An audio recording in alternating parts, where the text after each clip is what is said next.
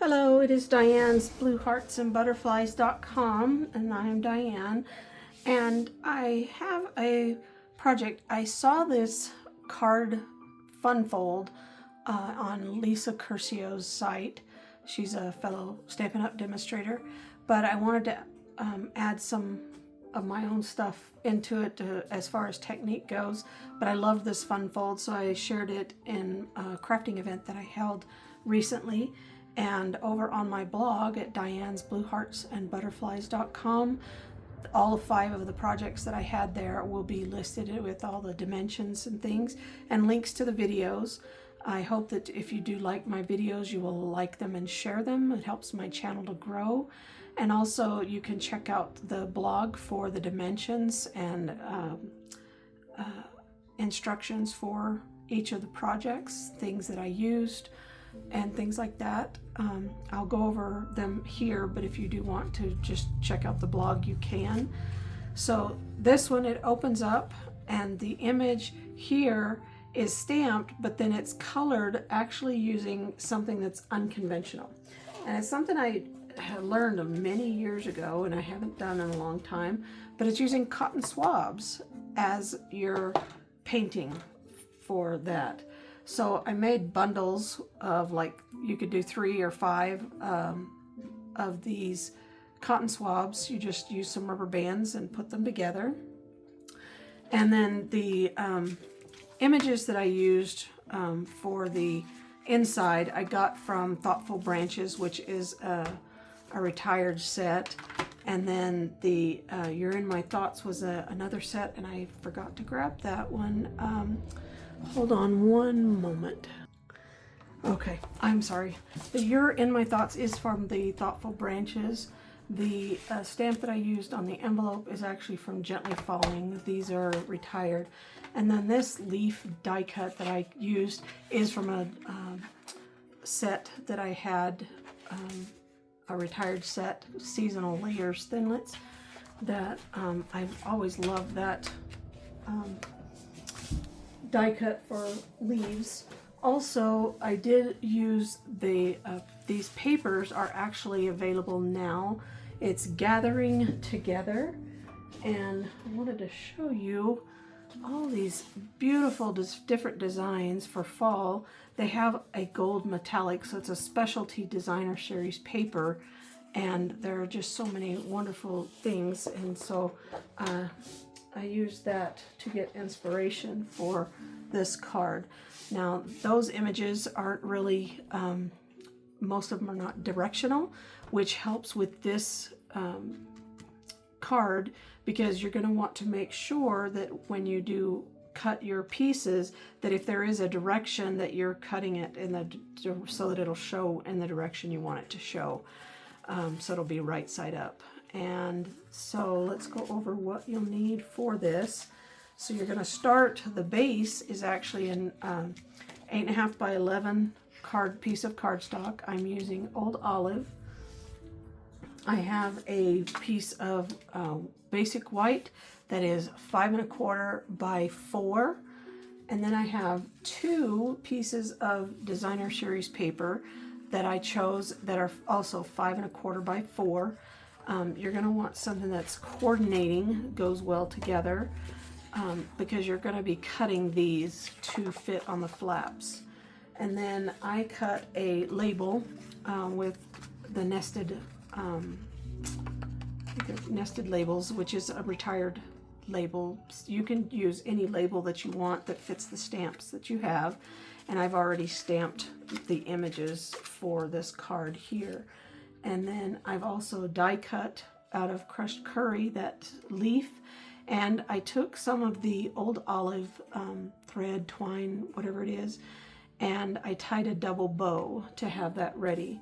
And then I'm also using some retired gems that I have. These are glitter enamel dots from many years ago that I have had and still trying to use up. And so that's what I have for that. And then I also have another strip of this designer series paper.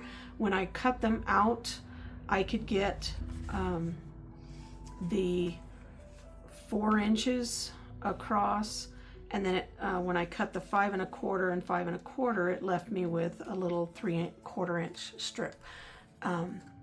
And so this is what I use, is a 4 inch by 3/4 inch strip that I'm going to use down here on the inside to decorate that up like I did here at the bottom. So let's get started with some of these so I can show you how to do this. I am going to create, have a diagram that's over on my blog to show you how to score and cut this piece. But we will need your trimmer for this. You're going to want to make sure that you're using your light colored blade, which is actually the scoring blade. You're going to put this in here at the 4 1/4, which is halfway, and you're going to score, not cut, so make sure you're not using the dark blade. Score that in half that way, and then you're going to turn it so that it's in landscape, and you're going to go again to the half, which is 5 1/2, and you're going to score again. So you will have a top left, top right, bottom left, and bottom right quarters for this sheet. Now we're going to cut off this top left quarter. So you'll line this back up in your trimmer at the 4 1/4 in the portrait side.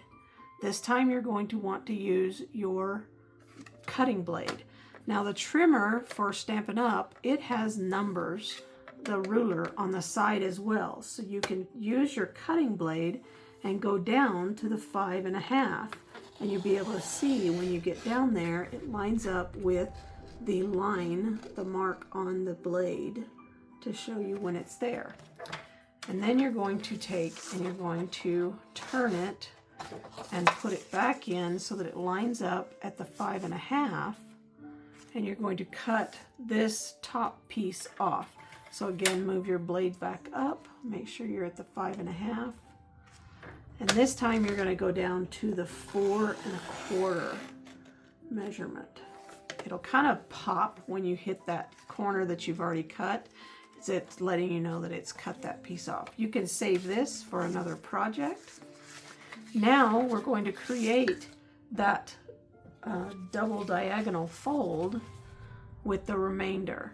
So we need to take this piece and cut so that we are having our diagonal this way. So we're going to start with that first. So the top right corner quarter, you're going to line this side score line within the track of your trimmer, and then also the top corner, which would be the center mark there. You line those two up in that track. It's always best to start your blade in the middle instead of on corners, because sometimes it can catch and bunch. But if you start it in the middle and you go out from both directions, then you don't end up bunching that corner.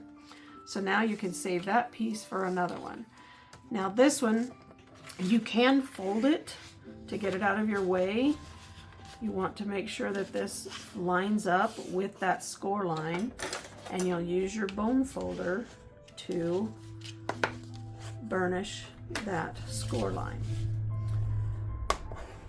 Now we're going to line up this one, so this one goes this way, and this one we want to come in like this.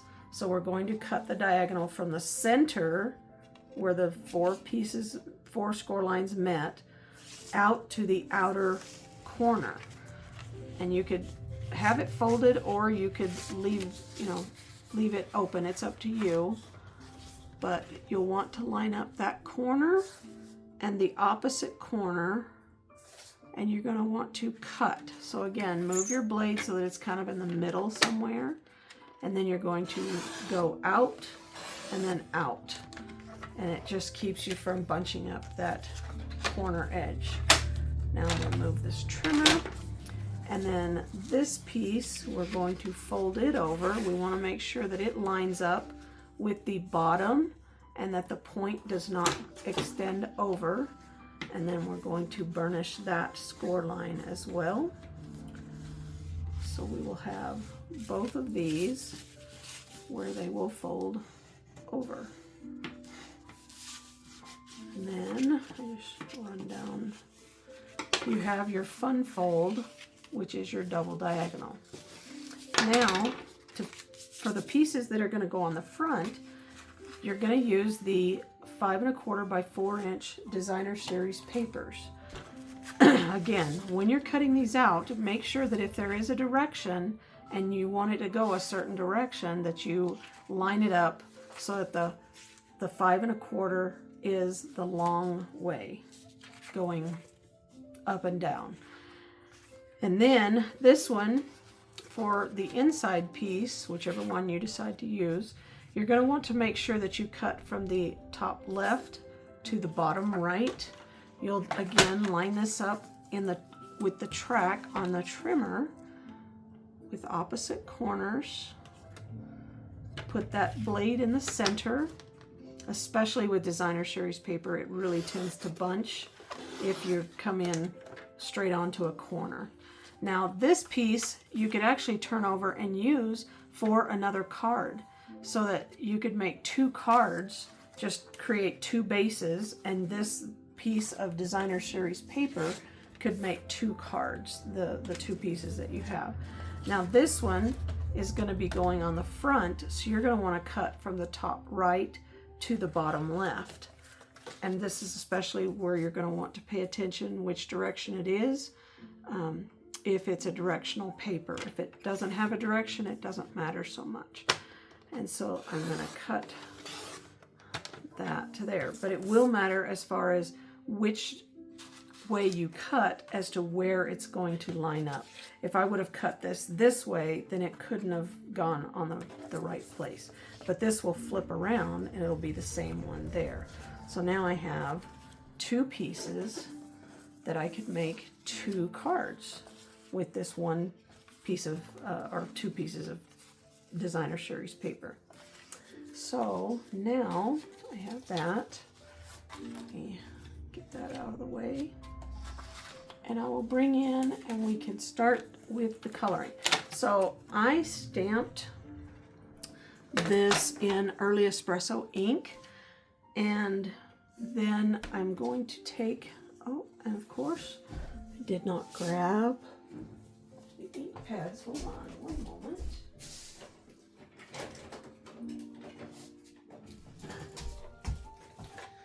I used Cajun Craze and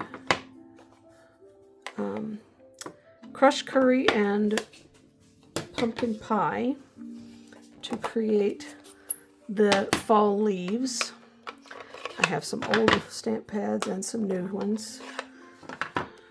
So I just take the one that's closer. You want to make sure that all of these are flat, and then you just take one for each color.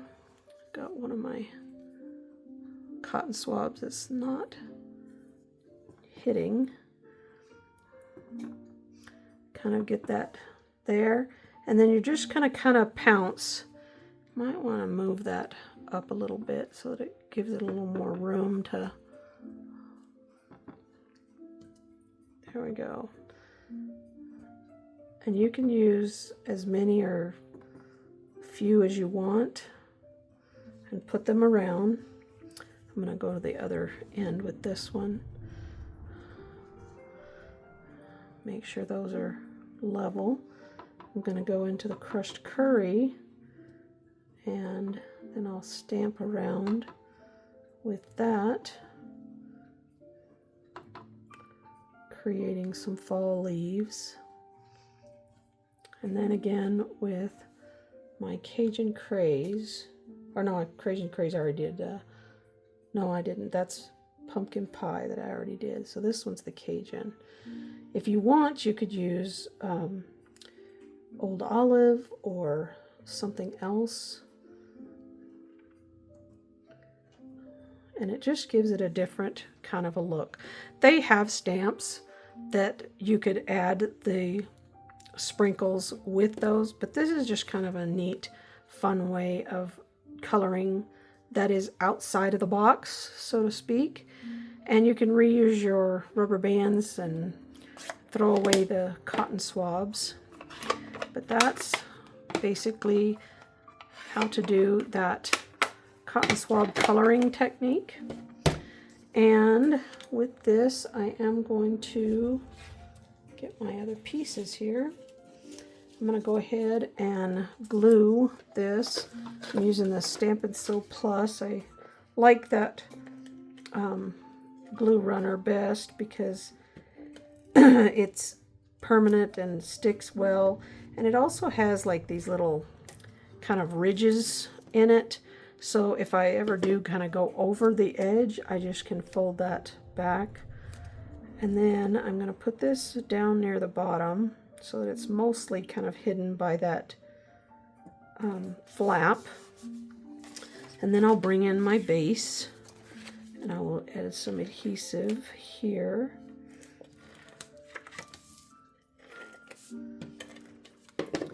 And put this on the inside. Now I stamped my sentiment so that it wouldn't show out here. I did it so that it would, or rather, it wouldn't show behind the label that I'm going to put on. And then I have this piece that I'm going to add. You want to make sure that you kind of get close to your edges, especially at your corners. And this is where it's good if you have a silicone craft sheet to keep under there, because when it does go over, it doesn't stick to the paper. But the corners are notorious for kind of peeling up if you don't have adhesive all the way to the end. And like I said, this Seal Plus, I really like that I can fold it over. Now we cut this at 5 1/4 by 4, which gives it a little bit of a border when you put it on here. And so you just kind of line that up and create that border. I'll add adhesive to this piece, going out to the corner. And then I'll fold that over so it doesn't stick out.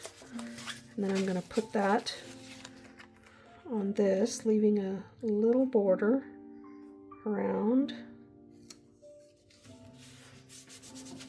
Now, on the label, I'm adhering it straight down because this has a bunch of folds which gives it some bulk, so I really don't want to pop this up, but you're going to want to make sure that you're not sticking the glue where it's going to stick down there. So you want to kind of line this up so that it's center where you want it and kind of hold on to it. And if you want, you can have a pencil.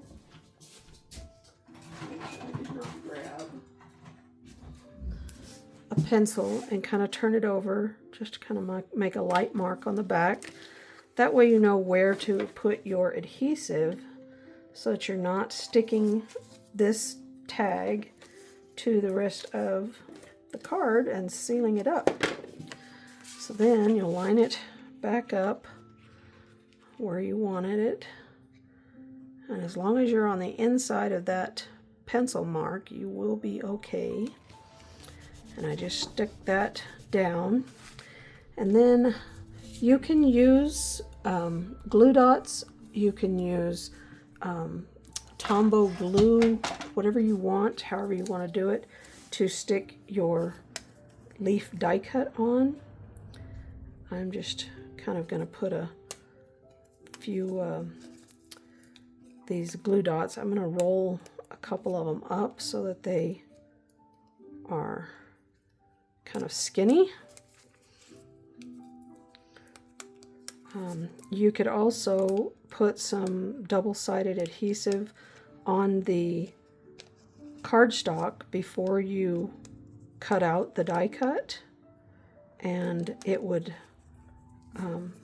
just have an adhesive backing that you could just peel off and be able to adhere it down. But be sure that if you're going to have it hanging over, that you don't put that adhesive sheet where that's going to hang over, because otherwise you'll kind of glue your card shut again. And then I'm just going to make sure that my glue dots. Where did I put it? Okay, put here and here. Oh, the other one didn't come off. Didn't stick. Make sure that I put that there. And then I want to make sure that it's where I want it, but it's not hiding things. Then I can stick that down. And then I'm going to roll another little glue dot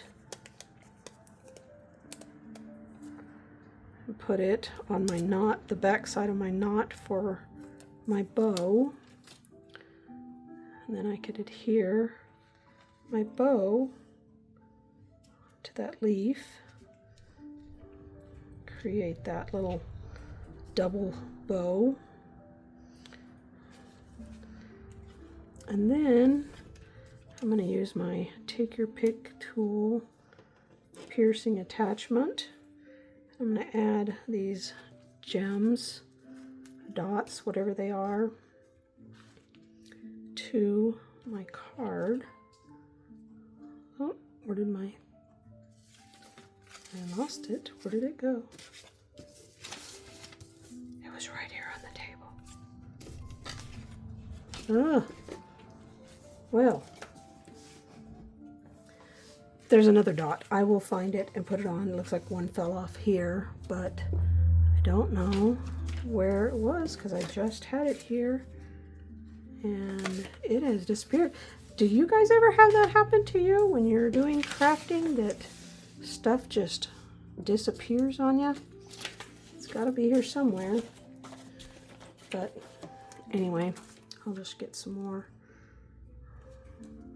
and put them on.